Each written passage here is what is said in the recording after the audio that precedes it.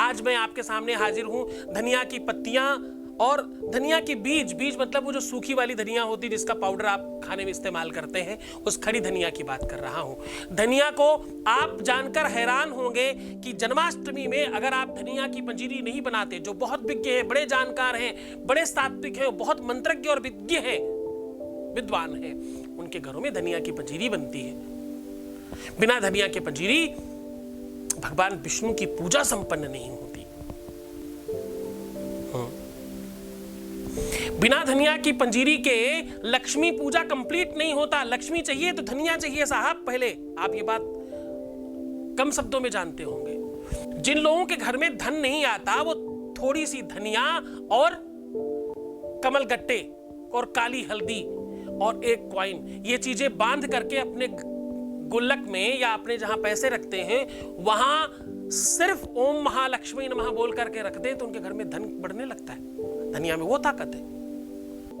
धनिया का उपाय मैंने हजारों बार उपयोग किया होगा और हर बार सफलता मिली, इसलिए आपके सामने साझा कर रहा हूं। तो सीधा उपाय की ओर आपको लेके चलते हैं। इसके लिए करना आपको इतना है, सिर्फ एक पीला और लाल कपड़ा चाहिए, आसन की नाप का 2x2 का।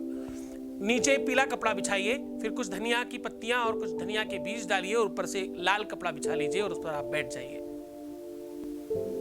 और बैठने के बाद आपको लिंगी मुद्रा में बैठ जाना है 5 मिनट के लिए।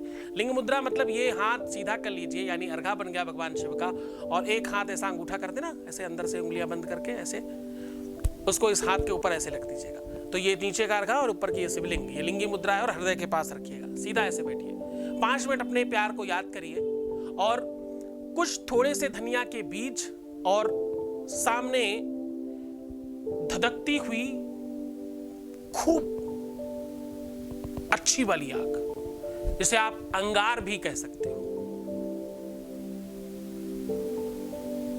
हाँ जी, धधकती हुई आग जिसे आप अंगार भी कह सकते हो, खूब लाल होनी चाहिए। वो आग पहले से बना के रखिएगा। उस अंगार में आप धनिया के कुछ बीज जो आपके सामने रखे हैं, हर बार एक लौंग का जोड़ा और कुछ धनिया के बीज लेकर के आपको स्वाहा करना है। अब स्वाहा करने की जो तरीका है वो बिल्कुल वैसा हवन वाला होगा, पर आपका जो मंत्र होगा वो इस बार बहुत अद्भुत है। आपको जिस नाम से आप उनको बुलाते हो, जिस नाम को अपनी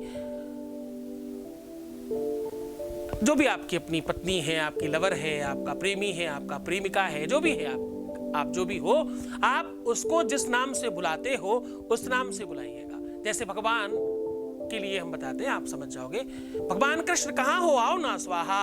बाबू कहाँ हो, आओ ना स्वाहा। प्रभु कहाँ हो, आते क्यों नहीं स्वाहा। तो आप इस प्रकार से कर करके कम से कम 27 आहुति डालिएगा और उसे जलने दीजिएगा। उस धुएं को थोड़ा अपने आसपास आने दीजिएगा। उसके बाद जब वो पूरा जल जाए, कंप्लीट हो जाए, तो आपको एक महत्वपूर्ण काम करना है। जो आपने आसन के नीचे धनिया की पत्तियां डाली है उनको सबको समेट के एक झाड़ू जैसा बना लेना है और उस धुएं में उसको राउंड राउंड 3 बार सीधा 3 बार उल्टा घुमा करके उस धुएं में से उसे अभिमंत्रित कर लेना। केवल धुआं दिखाने से अभिमंत्रित हो जाएगा और उसे तकिए के नीचे रख करके रात भर सो जाइए। सुबह उसको और आसन को और बची हुई धनिया की सामग्री और जो भी आग की राख है वो सारा का सारा किसी एक मिट्टी के कलश में भर दीजिएगा पूरी तरह से, और उसको कहीं भी बहुत वीराना होना चाहिए। इसके लिए थोड़ी मेहनत करनी पड़ेगी आपको। हर शहर में मिलता है, शहर के बाहर वीरानगी होती है, वहाँ जा कर के आप कहीं भी एकांत में चुपचाप रख दें। कहीं भी सड़क के किनारे भी थोड़ा हट के रखा जा सकता है।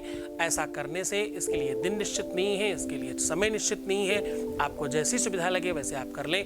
ऐसा करने से आपको त्वरित लाभ होगा और ये उपाय बहुत अद्भुत है, बहुत चमत्कारी है। इस पावर को समझने की कोशिश करना। पता नहीं कौन सा उपाय तुम्हारे काम आ जाए, पता नहीं कौन सा उपाय तुम्हारे जीवन को परिवर्तित कर दे, ये तुम्हें नहीं पता, पर करने की श्रद्धा और विश्वास रखना। बहुत खुश रहें आप, बहुत प्रसन्न रहे। परमात्मा आपको जीवन में खुशियां, प्रसन्नता, आनंद और वैभव दे, तुम्हें हर तरह से खुश रखे और तुम्हें सब कुछ प्रदान हो जो तुम्हारी इच्छा है। ओम नमः शिवाय।